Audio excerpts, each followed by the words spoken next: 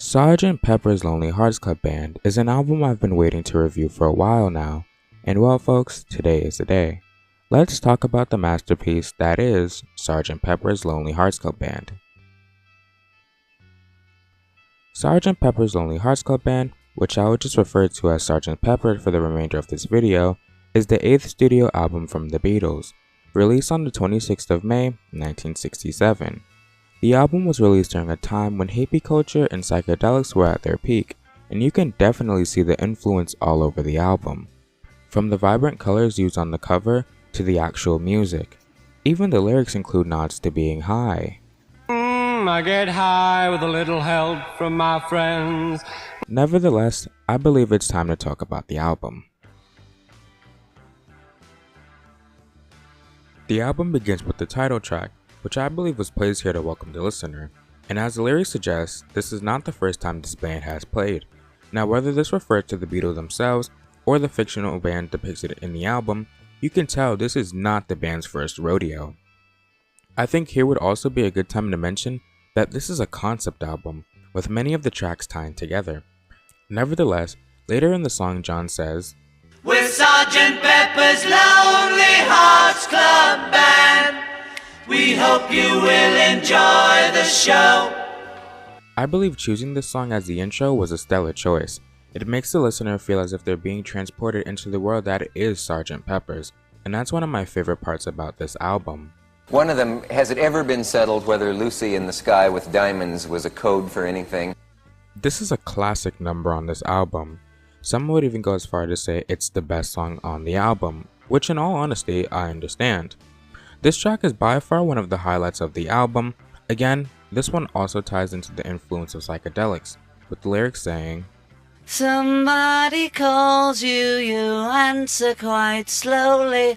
A girl with kaleidoscope eyes.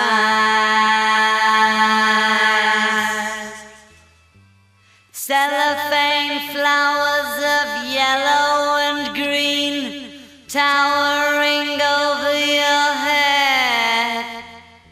The song manages to make the listener feel relaxed, almost at ease, while still packing a punch, with the drum build-up from Ringo Starr, which leads into the piercing chorus done by McCartney and Lennon.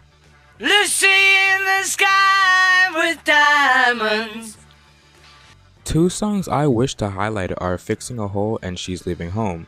These two hold a lot of significance to me, as they are my favorites off this LP. On one hand you have Fixing a Hole, which talks about fixing a hole where the rain gets in, but I believe it's deeper than that.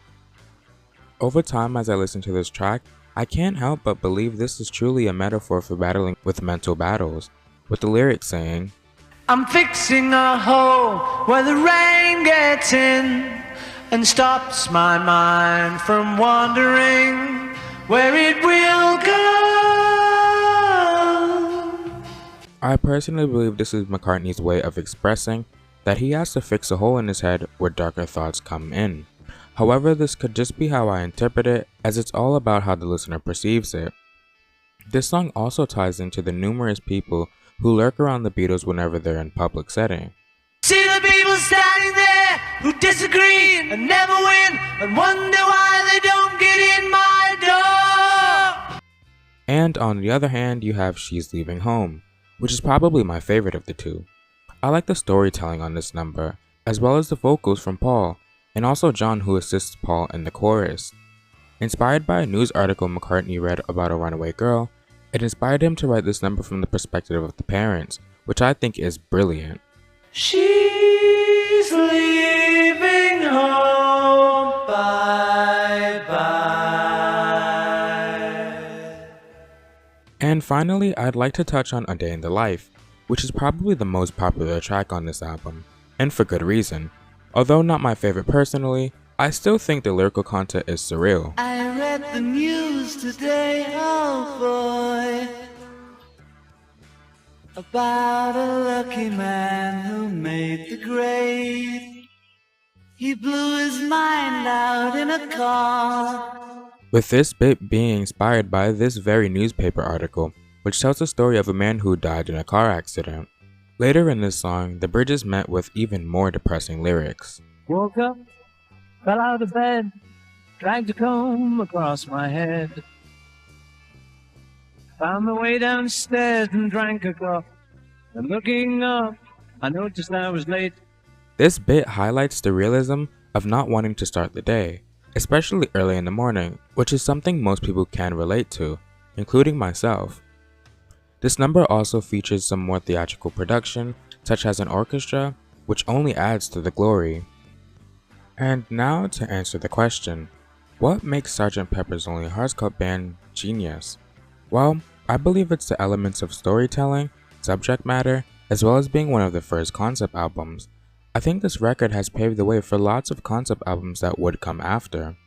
And I do also believe that the influences helped the album a lot. The fact that drugs were only able to elevate the creative process for the band only makes this album all the better. I can't help but recommend you give Sgt. Pepper's Lonely Hearts Club Band a full spin for your own, because it's an album I think everyone should experience. Anyway, what's your thoughts on Sgt. Pepper? Do you like the album? What's your favorite tracks off the album? Let me know in the comments below, and I'll see you in the next video. Bye.